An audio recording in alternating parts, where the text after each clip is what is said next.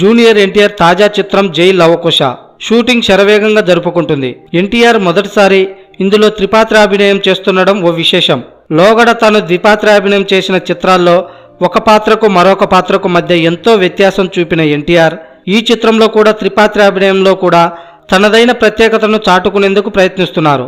అందులో భాగంగా ఎన్టీఆర్ కనబరుస్తున్న నటన దర్శకుడు బాబీని ఎంతగానో ముగ్ధుని చేస్తుందట.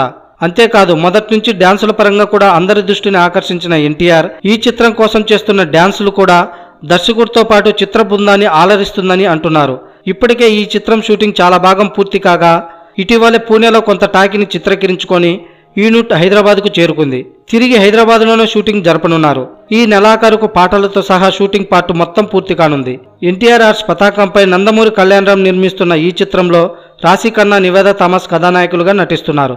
సెప్టెంబర్ 21న సినిమాను ప్రేక్షకుల ముందుకు తీసుకుని రావాలన్నది దర్శక నిర్మాతల సంకల్పం. ఈ చిత్రానికి సికే మురళీధరన్ ఛాయాగ్రహణాన్ని అందిస్తుండగా దేవిశ్రీ ప్రసాద్ సంగీతాన్ని సమకూరుస్తున్నారు.